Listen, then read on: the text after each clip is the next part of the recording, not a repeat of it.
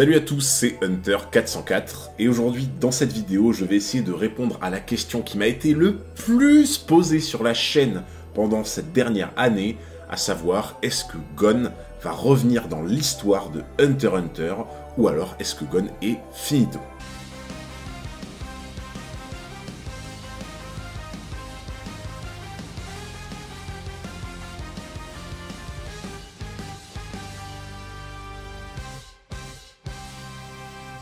Si vous me suivez de temps en temps sur mes live Twitch, vous devez savoir que assez régulièrement, on aborde le sujet avec les viewers de l'avenir de Hunter x Hunter de manière générale. Et le truc assez ouf à constater dans la communauté Hunter, c'est vraiment la cassure qui existe entre ceux qui regardent uniquement l'animé et ceux qui regardent le manga et surtout les scans. Et cette cassure qui réside dans la communauté Hunter, elle s'explique par trois raisons. La première tout simplement, c'est que beaucoup de gens préfèrent regarder l'animé plutôt que de lire le manga, parce que je pense que inconsciemment on se dit lire le manga ça demande plus d'efforts que juste se poser devant un animé. La deuxième c'est que l'arc actuel, donc l'arc de la guerre de succession ou l'arc du Black Whale, on appelle ça aussi comme ça,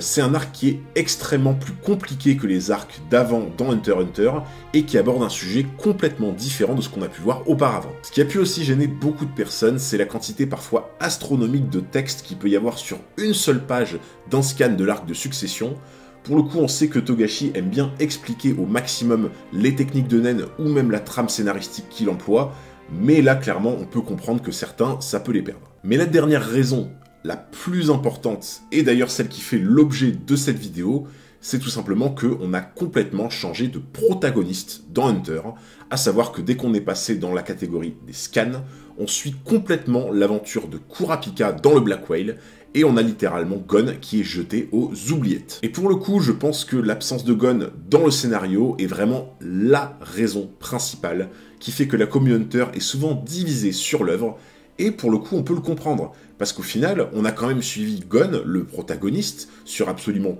tous les arcs. Il n'y en a pas un seul où on ne l'a pas vu et où il n'a pas été le protagoniste principal, et donc clairement, quand d'un seul coup, le manga se met à dire non, ce personnage que tu as suivi depuis le début, maintenant qu'il a atteint sa quête, à savoir retrouver son père Jin,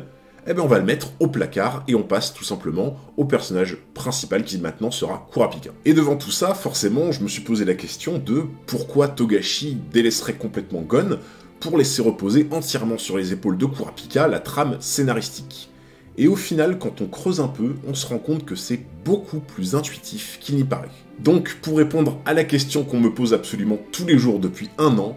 oui, je suis intimement convaincu que Gon va revenir dans Hunter x Hunter, et je vais vous expliquer pourquoi. Déjà, le point de départ, c'est de connaître une des informations les plus capitales concernant Gon, à savoir qu'il n'a effectivement pas perdu son nen, par contre, il en a perdu la sensibilité et la perception. Ça a été notamment confirmé par Jin lui-même dans les premiers chapitres qui suivent la fin de l'animé, où clairement Jin fait comprendre à Gon que quand il l'a retrouvé au sommet de l'Arbre-Monde, Jin avait bien senti l'aura de Gon, qui pourtant dès ce moment-là n'avait plus d'aura, n'arrivait plus à générer son aura, et donc ça veut bien dire que l'aura de Gon est présente, mais que Gon n'arrive plus à la sentir. Cela signifie que Gon possède encore son nen du renforcement, mais qu'il n'arrive tout simplement pas à percevoir sa propre aura, ce qui au final peut faire penser à une sorte d'entrave sur ses capacités de nen. Et si je vous parle notamment d'une entrave concernant le nen, ça doit vous faire penser à l'entrave que Kurapika a placée sur Kuroro avec sa chaîne, qui littéralement lui a interdit de pouvoir réutiliser son nen à l'avenir. Et le fait que Kuroro ait pu récupérer dans l'histoire son nen grâce à l'exorciste Abengame, alors que tout comme Gon, il possédait son nen mais il était entravé, il était handicapé dans certains aspects qui l'empêchaient de l'utiliser, eh bien pour le coup c'est assez de bon augure pour Gon, dans le sens où rien n'est perdu, il suffit juste qu'il trouve un moyen de récupérer ses sens, pour pouvoir à nouveau utiliser son nen comme un outil. Parce que bon, oui, on va pas se le cacher, si Gon avait complètement perdu son nen et n'avait aucun espoir de pouvoir le réutiliser, clairement, j'ai envie de vous dire, ça signait complètement la fin du personnage dans l'œuvre de Hunter x Hunter. Maintenant, je vous pose la question en mille. Si l'objectif véritable de Togashi, c'était de complètement écarter Gon de la trame principale de Hunter, est-ce que vous pensez vraiment que Togashi aurait pris la peine d'illustrer sur une page entière un dialogue entre Gon et son père, où clairement Jin le lance sur une nouvelle piste, une nouvelle voie, avec un conseil pour tout simplement le faire revenir dans le game de Hunter x Hunter avec son naine. Je rappelle tout de même que le but de Gon et de la trame principale du manga, c'était que Gon retrouve son père. Et cet objectif a été atteint. Ce qui veut dire que techniquement, si on suit Gon maintenant, il n'a plus vraiment d'ambition, il n'a plus d'objectif, et en fait, on n'a plus vraiment de raison d'être à ses côtés pour voir la suite de Hunter. Et c'est donc pour ça que, tout naturellement, le fait que Gon possède encore son naine, ça le fait rester dans le game de Hunter, mais le fait, par contre, qu'il ne peut plus l'utiliser pour X raisons, c'est ça qui va lui donner un objectif sur le long terme et un intérêt à ce qu'on puisse le suivre potentiellement plus tard dans un autre arc. Et justement, si on commence à parler d'arc, c'est pour moi le deuxième gros argument qui fait que je pense que Gon reviendra dans l'intrigue principale de Hunter. En fait, c'est ouf de voir à quel point tout le monde est surpris de ne pas voir Gon dans l'arc actuel, donc l'arc de succession de Kakin ou l'arc du Black Whale, alors que moi, franchement, avec du recul, je me dis, mais c'est complètement normal qu'il n'y soit pas, justement. En fait, Gon n'a pas lieu d'être dans l'arc actuel, étant donné que Togashi nous a toujours montré que le personnage ou les personnages principaux d'un arc ont très souvent un intérêt à se trouver dans cet arc, que ce soit pour eux-mêmes ou que ce soit pour faire avancer l'intrigue. Et la chose assez amusante à remarquer, c'est justement que les personnages principaux de certains arcs, comme Kurapika, Leorio ou Gon, sont placés dans cet arc en particulier en fonction de leur affinité avec leur naine. Si on prend l'exemple de Kurapika qui est du naine de la matérialisation, il faut savoir que les utilisateurs sont globalement, selon Hisoka, des gens prudents qui sont attentifs et calmes dans des situations périlleuses. Et j'ai envie de vous dire, quand on remarque les deux arcs, donc Yorkshin et Black Whale, où Kurapika figure, ce sont clairement des arcs qui demandent aux personnages de faire preuve d'énormément de prudence, de calme, et vraiment de savoir gérer des situations extrêmement complexes, où clairement il faut savoir exactement ce qu'on fait avec patience. Si on prend maintenant l'exemple de Leorio, qui est un utilisateur de l'émission, ils sont connus pour faire preuve d'impatience, et souvent le sang chaud quand il s'agit de défendre l'intérêt des proches. J'ai envie de vous dire, quand on voit que Leorio est clairement en tête d'affiche dans l'arc de l'élection du nouveau président des Hunters, et que son intérêt global, c'est tout simplement de faire pencher le cœur des personnes dans l'élection des présidents et de montrer son engouement et sa sympathie envers Gon, clairement on se dit c'est pas un hasard que Leorio fasse figure d'affiche dans cet arc. Quant à Gon, qui est au final du renforcement, les utilisateurs sont connus pour faire preuve de beaucoup de détermination et souvent sont très simples dans leur schéma de pensée ou même dans leurs actions, et clairement on sait qu'ils foncent droit vers leurs objectifs. Et dans le cas de Gon, les arcs où vraiment on le voit en particulier tout seul ou avec Killua sont les arcs de Grid Island et des Fourmis Chimères, où clairement ce sont des arcs, j'ai envie de vous dire, avec beaucoup d'action, de baston, et où il faut foncer. Ce que je veux dire par là, c'est que Togashi a volontairement placé dans des arcs précis les personnages principaux en fonction de leur affinité avec le naine, de comment ils se comportent et de ce qu'ils peuvent apporter de manière générale à l'intrigue. Et un peu de la même manière où Kurapika a pris l'ascendant dans la trame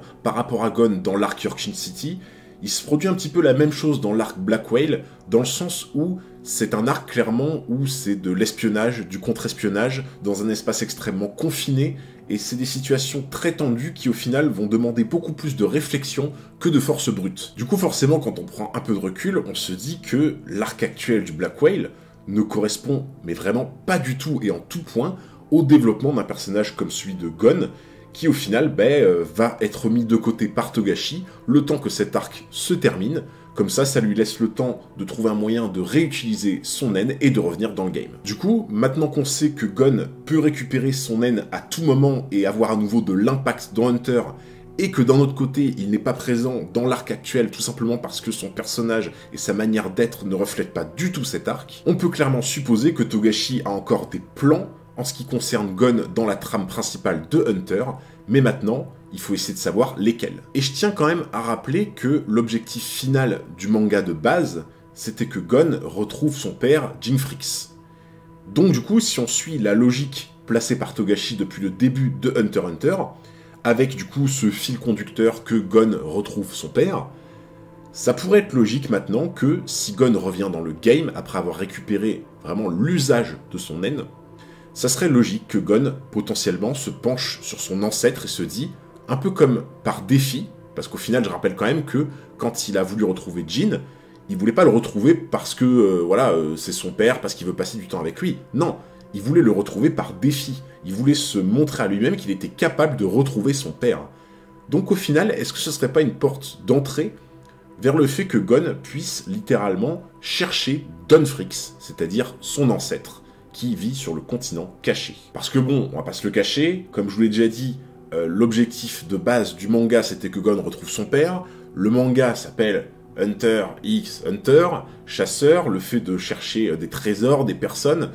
Donc forcément, si l'objectif final du manga avec à la base le personnage protagoniste, donc Gon, n'est pas celui de littéralement trouver quelqu'un qui serait la personne la plus importante à ses yeux, ça correspondrait pas trop au manga. Et vu que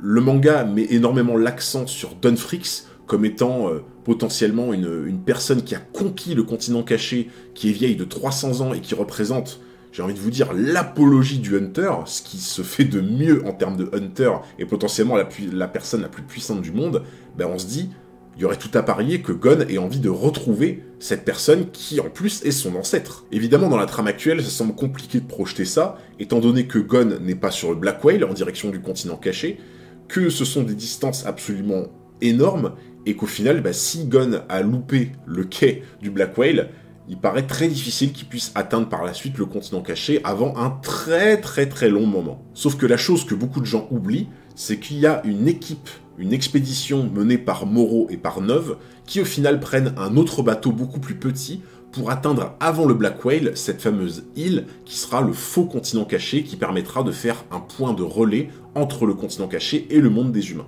Et tout l'intérêt d'emmener Neuve dans cette expédition, c'est justement pour qu'il puisse placer des portails qui permettraient en fait de faire le trajet littéralement en un claquement de doigts plutôt que de passer 2 mois sur un bateau à voyager par les mers. Et du coup, si l'équipe d'expédition de Moro et de Neuve arrive à bon port et au final arrive à créer grâce à Neuve des portails qui permettraient de se déplacer de façon extrêmement rapide du continent caché au monde des humains, clairement, il y aurait une porte d'entrée pour Gon de potentiellement se retrouver sur le continent caché. Sauf que pour que Gon puisse réintégrer l'intrigue principale de retrouver son ancêtre Don Fricks potentiellement après avoir retrouvé son père Jin Fricks, qui serait au final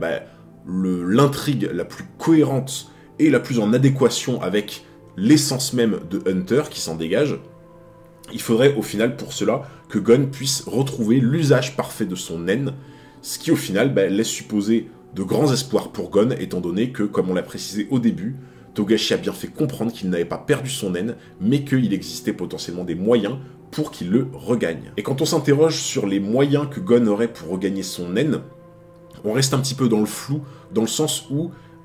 on a vu que Jing lui déconseille, concernant la perception de son naine, de faire un nouveau pacte de naine, donc c'est pour ça qu'il lui dit si tu lui en demandes plus, tu peux avoir des problèmes. Donc, la solution qui resterait potentiellement à Gon, ça serait potentiellement de retourner voir ses anciens maîtres, donc Wing et Biscuit, pour potentiellement leur poser des questions, ou même peut-être leur demander, comme ils ont pu faire au début, enfin comme Wing a pu faire au début de son apprentissage du naine, de lui réouvrir ses chocos,